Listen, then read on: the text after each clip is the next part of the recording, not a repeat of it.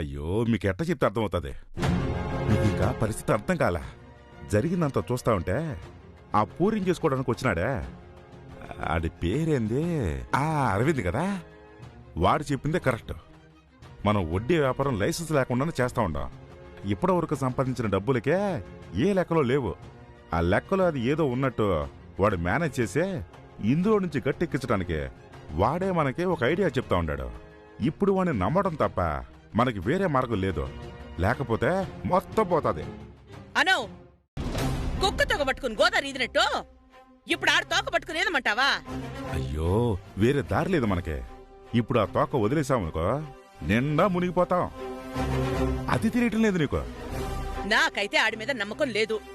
ఇదంతా వాళ్ళు కలిసిగట్టుగా నాటకం ఆడి మనల్ని మోసం చేయాలని చూస్తుండారు. చలాయ్ వాళ్ళు మనం మోసం చేయాలని చూస్తే వాళ్ళని మనం అంత సులువుగా వదిలేస్తామా? ప్రస్తుతానికి అవసరం మనదే. ఇప్పుడు మనం ఊ అనకుండా ఊహూ అన్నామనుకో ఎన్నాళ్ళు రూపాయికి రూపాయి కూడబెట్టిందంతా గవర్నమెంట్ పాలైపోయే మనకి కూటికి కూడా గతి లేక జైలు పాలు అవ్వాల్సి వస్తుంది. అరెస్ట్ కూడా చేస్తారంట. నీకు అర్థమవుతుండదా? ఈ లెక్కలు చూపించే మనం తప్పించుకుంటేనే గట్టెక్కగలం. ఒరే ఏంద్రా నువ్వు అనేది? నువ్వు కూడా వాళ్ళు చెప్పిందే చెప్తావింది మళ్ళీ. అయ్యో నీకు అర్థమే సావదు. అర్థం చేసుకోవాల్సిన చెల్లేమో వాళ్ళ మీద అనుమానంతోటే వెనకడుగు వేస్తా ఉండదే. ఇప్పుడు గానే ఎంతకంటే తాత్సారం చేశామంటే మనకు అసలు వేరే దారే దొరకదు. మంచో చెడో వాడొకడొచ్చాడు, ఒక ఉపాయం చెప్పాడు. ప్రస్తుతానికి మనకు అంతకంటే వేరే మార్గం తోచడం లేదు. మనకి సొంతంగా ఆలోచించి బయటపడే మార్గం కనుచూపు మేరలో కూడా కనబట్టలేదు. కళ్ళు మూసుకుని వాళ్ళు చెప్పింది చేద్దాం. ఎంత బతుకు బతికి పొయ్యి పొయ్యి సాంబార్ బకెట్లో పడతా ఉండాం మనం. ఏం పర్లేదు. ప్రస్తుతానికి ఆ సాంబారే మనల్ని కాపాడుతుంది. మన అవసరం తీరిపోయిన తర్వాత సాంబార్లో నుంచి బయటకు వచ్చే సాంబార్ని పొగబెట్టే వాళ్ళని బయటికి గంటేద్దాం. అంతవరకు కొంచెం ఇవన్నీ మనం భరించాలే, తప్పదు జల్లా. నువ్వెన్నైనా చెప్పన్నా, నేను మాత్రం దీన్ని అస్సలు తట్టుకోలేకపోతున్నాను. వాళ్ళు మనం ఒకటైపోతాం. వాళ్ళొచ్చి మన ఆస్తిపాస్తులు కాపాడినామని తెగ పోసులు కొడతారు. అసలు అసలు నేను భరించలేనన్నా. వాళ్ళు పోజులు కొడితే మన ఆస్తి ఏమైనా తరిగిపోతుందా? తరిగిపోదు కదా. మళ్ళీ మనం ఎట్లా నైస్గా వాళ్ళ చేతి నుంచే మన చేతికి రాబట్టుకోవాలో నేను చూసుకుంటా. నువ్వు గమ్మునరా, చెప్తా. నేను చూసుకుంటానాగా. లేదన్నా. రా చెప్తా, రామ్మా నువ్వా. ఏందో ఇన్నాళ్ళు ప్రశాంతంగా ఉన్నాం. ఒక్కసారిగా కుర్తులో పట్ట ఎలుకలా అయిపోయింది మన పరిస్థితి.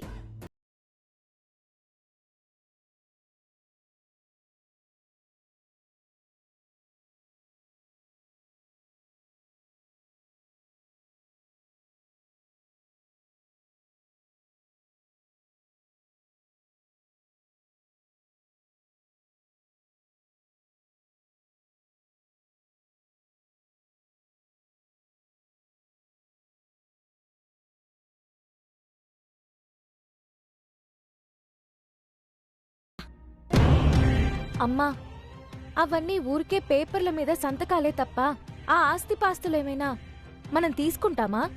లేదు కదా. నువ్వెన్నైనా చెప్పమ్మా, మాకెందుకో ఇది ఇష్టం లేదు. ఇప్పుడు ఈ ఆస్తి దక్కించుకోవడానికి, ఈ కుటుంబాన్ని కాపాడుకోవడానికి ఉన్న ఒకే ఒక్క అవకాశం మీరే అట్లా అంటే ఎట్లా అప్పా? అది కాదమ్మా, సంతకాలు పెట్టడం కూడా పెద్ద సమస్య కాదు. కానీ వాళ్ళు సంపాదించిన ఆస్తులు మావి అని చెప్పడంతో పాటు ఉమ్మడిగా ఉన్నామని నమ్మించడం కోసం మేం కూడా ఇక్కడ ఉండాలనేది మాకిష్టం లేదు. మేమిక్కడే ఉంటే అది మాకు మర్యాద కాదు, మీకు మంచిది కాదు. కొన్నాళ్ళు తప్పదప్పా. లేదే, ఈ విషయంలో ఎంత సర్ది చెప్పుకున్నా అసలు మనసు ఒప్పుకోవడం లేదు. మనమేదో వాళ్ళకి మంచి చేయాలనుకుని ఆలోచించి ఏదో చేస్తాం. కాని ఆవిడ నోటికెంతొస్తే అంత అంటది. ప్రతిదీ సమస్య అవుతుంది. మేం సాధారణంగా నిన్ను చూడ్డానికి వచ్చిపోతుంటేనే ఆవిడ కయ్యానికి కాలు దూవుతూ ఉంటది. అట్లాంటిది ఇక్కడే ఎలా ఉంటాం? అమ్మా ప్లీజ్ అర్థం చేసుకోండి. ఇప్పుడు మీరు కాదన్నారంటే ఉన్న ఈ ఒక్క అవకాశం కూడా పోతుంది. ఇది ఈ కుటుంబ గౌరవం, అందరి భవిష్యత్తు. ఇన్నాళ్ళు వాళ్ళు కష్టపడి సంపాదించుకున్న ఆస్తిపాస్తులు ఇప్పుడు కాపాడే అవకాశం మన చేతుల్లో ఉండి కూడా కాపాడలేకపోతే అంతకంటే దారుణం ఇంకేది ఉండదుమా. గీత, నువ్వింతగా చెప్తున్నావు కాబట్టి, మీ అత్తారిల్లు కాబట్టి మాకిష్టం ఉన్నా లేకపోయినా సంతకాలైతే పెడతాం. కానీ ఇక్కడ ఉండడం అనేది మాత్రం సాధ్యం కాదమ్మా. అప్పా ప్లీజ్ అర్థం చేసుకోండి. లేదమ్మా, మీరిద్దరూ ఆవిడ దగ్గర అనవసరంగా మాట పడాల్సొస్తుంది. ఆవిడ ఏదో ఒకటి అంటుంది అని ఇక్కడ ఉండడం.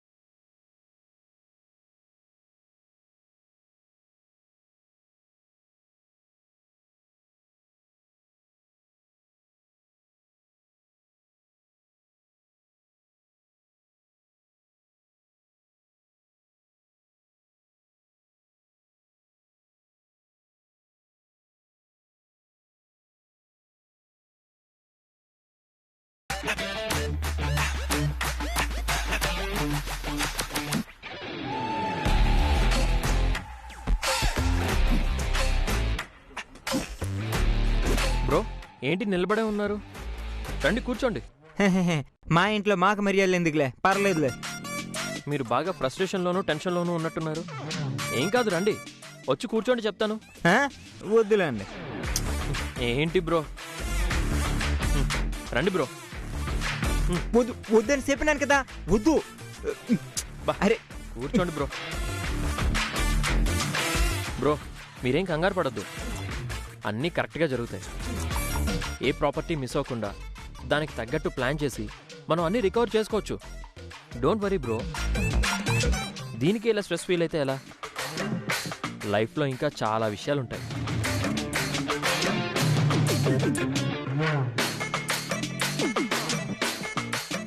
అరే అదేంటి, నాకు మాత్రమే కాఫీ తీసుకొచ్చారు?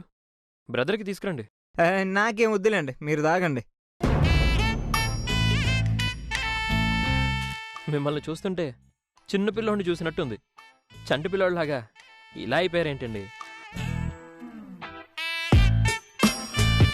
అంటే సంటి పిల్ల ఉన్నా నేను? మాకేం తెలీదా? శాతగానే ఉన్నా నేను శాతగానే ఉన్నా అనుకునే కదా ఇట్టా మాట్లాడుతుండారు. ఎందుకు అనవసరంగా మాట్లాడుతున్నారు? నేనేం అనవసరంగా మాట్లాడలా. Bro bro please cool down. ఇప్పుడు ఏమైందని? ప్రాపర్టీ విషయంలో బాగా స్ట్రెస్ తీసుకుంటున్నట్టున్నారుగా. మనకి ఏది రాసి పెట్టుంటే అది ఖచ్చితంగా జరుగుతుంది. నేనున్నాను కదా, అంతా నేను చూసుకుంటాను. మీరెప్పుడు ఒకటి నమ్మండి, మీకు దక్కేది మీకు దక్కుతుంది, నాకు దక్కేది నాకు దక్కుతుంది.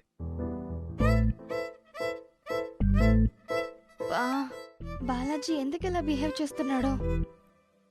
కాఫీ తీసుకో బ్రో, నువ్వు బాగా స్ట్రెస్లో ఉన్నావు. కాఫీ తాగితే కొంచెం రిలీఫ్గా ఉంటుంది. నాకేం వద్దు. సరే ముందు కాస్త కూల్ అవ్వండి, కూర్చోండి. కూర్చోండి బ్రో.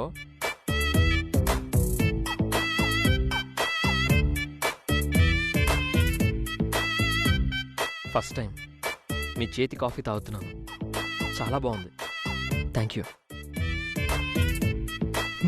ఈడు ఫస్ట్ టైం కాఫీ తాగేదానికి మా కొంపే దొరికింది. నా కళ్ళ ముందు కాఫీ కలిపించుకుని తాగుతూ మెచ్చుకుంటూ ఉంటాడు. చాలా థ్యాంక్స్ అండి.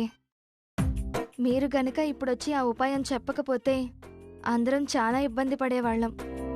ఇన్నాళ్ళు వీళ్ళు కష్టపడి సంపాదించుకున్నదంతా పోయేది. ఈరోజు మీ వల్ల ఒక మంచి జరగబోయిందండి. చాలా థ్యాంక్స్. అరే హెల్ప్ అని ఎందుకు అనుకుంటున్నారు? It's my responsibility. మనం ఒక ఫ్యామిలీ.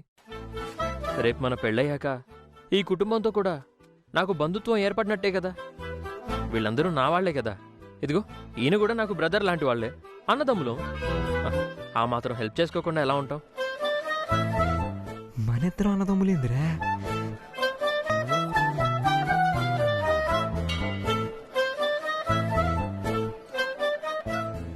మీరేం వరి అవ్వద్దు.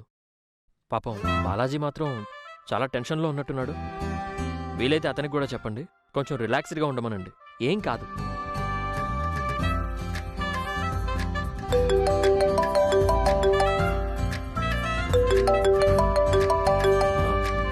హలో, యా చెప్పండి.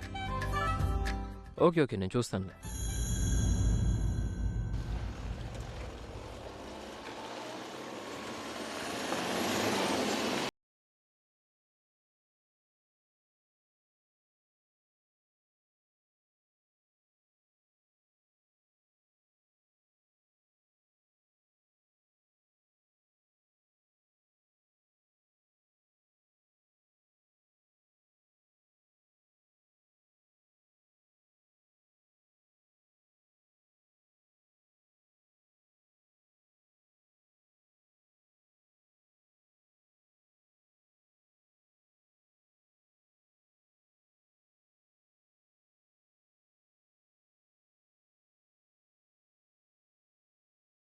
అట్టుంది నా పరిస్థితి. వాళ్ళేమి ఊరికే సంతకం పెట్టమనలేదులే. మన కుటుంబం రోడ్డున పడితే వాళ్ళ కూతురు కూడా రోడ్డున పడుతుందన్న భయంతో ఇదంతా చేస్తున్నారు. ఏదో మనల్ని ఉద్ధరించడానికే చేస్తున్నట్టు ఓ బడాయి. మీరెప్పటికీ మారరు. మేం మారడం కాదు, నిన్ను మాయ చేసి మార్చేసినారు. అది అర్థం చేసుకో. తెలివిగా బతకడం చేత కాదు గాని మాకు చెప్పొచ్చాడు. సరే సర్లే, మీ సోది పండి. Hi sir, myself Arvind.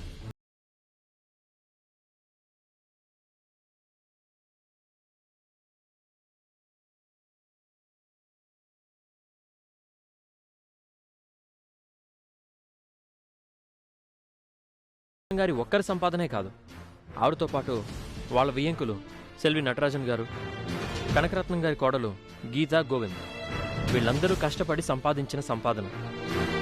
వాటికి సంబంధించిన పేపర్స్, డాక్యుమెంట్స్ అన్నీ ఫైల్లో ఉన్నాయి.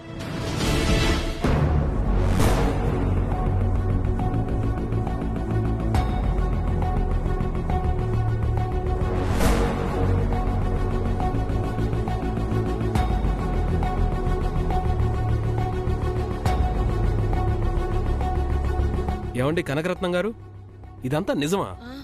అది సార్, అసలే షాక్లో ఉన్నారు. పైగా పెద్దగా చదువుకోలేదు. ఈ ప్రొసీజర్స్ అన్నీ వాళ్ళ కోడలు గీతే చూసుకుంటారు. మరి నిన్న మేము రైట్ చేసినప్పుడు ఈ వివరాలేం చెప్పలేదే?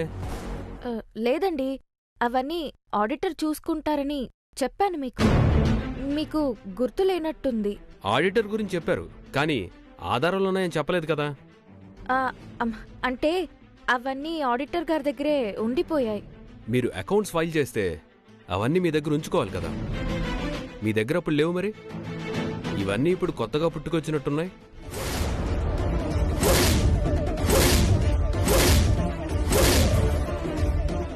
Sir, everything is legally documented.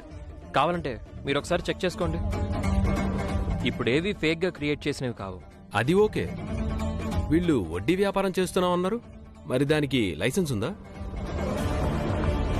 వడ్డీ వ్యాపారం ఇప్పుడుది కాదండి, ఒకప్పట్లో చేసేవాళ్ళు. ఇదిగో కనకరత్నం గారు అమ్మగారు ఉన్నారు కదా, శ్యామల గారు, ఈవిడ గారు చేసేవారు. అందువల్ల వాళ్ళకి వడ్డీ వ్యాపారం చేస్తారనే పేరొచ్చింది. అంటే అసలు వడ్డీ వ్యాపారమే చేయట్లేదంటారు? లేదండి, ప్రస్తుతానికి అలాంటిది ఏం లేదు. ఒకవేళ చేస్తే గనక లైసెన్స్డ్ బిజినెసే చేస్తారు. మొత్తానికి లాలో ఉన్న లూప్ హోల్స్ అన్ని పట్టుకొని తిమ్మిని బమ్మించేశారు. అదేం లేదు సార్. ఏదేం చేసినా ఇప్పుడు ఇంతమంది ప్రాపర్టీస్, ఇన్కమ్ సోర్స్ చూపించారు. అయినా కూడా మీరు గవర్నమెంట్కి కట్టాల్సిన ట్యాక్స్ కట్టడం లేదు. ఇట్స్ అఫెండబుల్. సో మీరు ఫైన్ కట్టాల్సి ఉంటుంది. ఎందుకు కట్టాలి సార్? 1 minute. 15 లక్షలు కట్టాలి. ఏంది?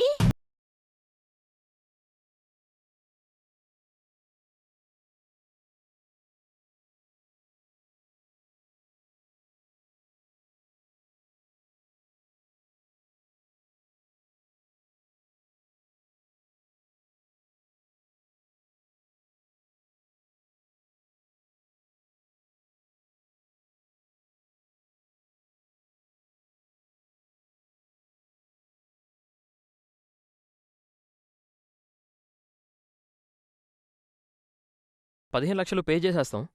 క్లియర్ చేసి ఎన్ఓసి ఇచ్చేయండి. ఓకే వేణు సార్, ఈ ఫైన్ అమౌంట్ కట్టేస్తే ఎన్ఓసి ప్రిపేర్ చేసి ఇవ్వండి. Okay sir. ఓకే.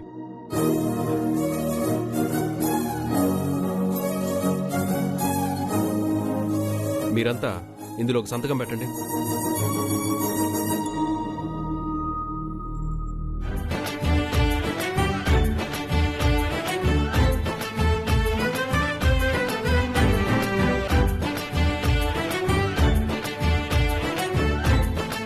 నేనునా?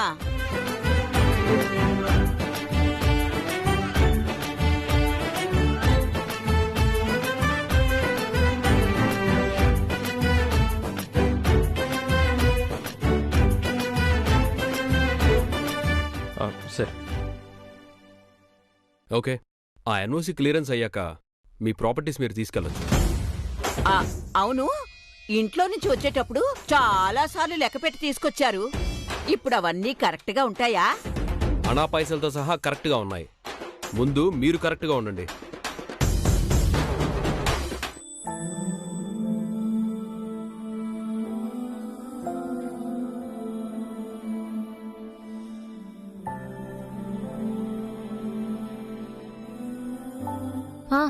చెప్పు పూరి, ఎక్కడున్నారు ఇప్పుడు? ఇప్పుడే సంతకాలు పెట్టడం అది అయింది. 15 lakhs ఫైన్ కట్టమన్నారు. అవి కట్టి ప్రాపర్టీ మొత్తం తీసుకుంటున్నారు. వాళ్ళు లోపలున్నారు, నేను బయటకు వచ్చాను. చెప్పు పూరి. నాకు బాగా టెన్షన్గా ఉంది గీత. దేనికే? అన్ని ప్రాబ్లమ్స్ సాల్వ్ అయ్యాయిగా, ఎందుకు టెన్షన్ పడతావు? అత్తారింటి ప్రాబ్లం సాల్వ్ అయిపోయింది, కానీ నా ప్రాబ్లమే పెద్దదైపోయేలా ఉంది. ఏమంటున్నావు నువ్వు? అవును, నాకొకటి కాదు 2 ప్రాబ్లమ్స్ ఉన్నాయి. ఏంటే? అరవింద్ వచ్చి మనకి హెల్ప్ చేసి ప్రాపర్టీ అంతా రికవరీ చేయించడం, అన్నీ అతనే చూసుకోవడం బాలాజీకి అస్సలు నచ్చడం లేదు. ఆ బాలాజీకి ఏమైనా మెంటలా? ఎందుకు ఇలా చేస్తున్నాడు? ఎందుకు నచ్చలేదంట? ఇక్కడ నచ్చకపోవడానికి ఏంటి?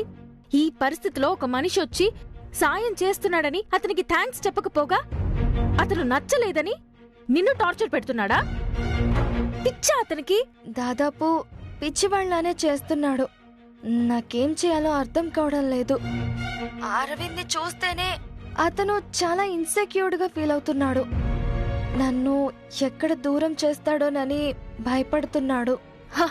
అరే, దీనికి దానికి సంబంధం ఏముంది? ముందు చెప్పు అతనికి.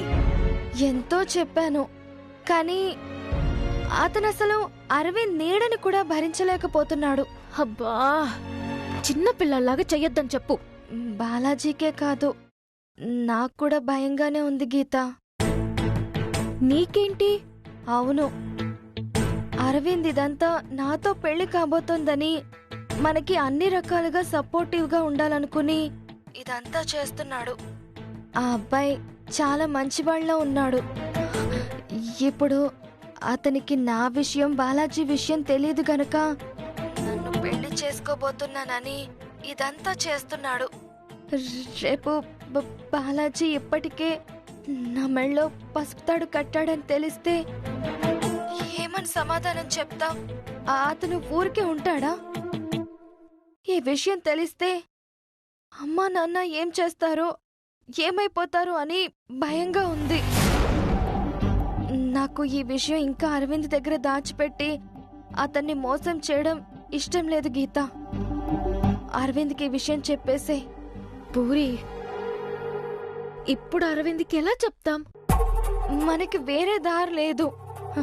అరవింద్కి ఎలాగైనా ఈ విషయం చెప్పేసే. అతను ఇంకా ఎక్స్పెక్టేషన్స్ పెట్టుకొని రేపటి రోజున మోసపోయాడంటే బాగోదు. నువ్వు చెప్తుంది నిజమే, కానీ అరవింద్కి ఎలా? ఇంతకంటే ఆలస్యం చేస్తే పరిస్థితి దారుణంగా తయారవుతుంది. ప్లీజ్. బాలాజీ కూడా బాగా కుమిలిపోతున్నాడు. సరే,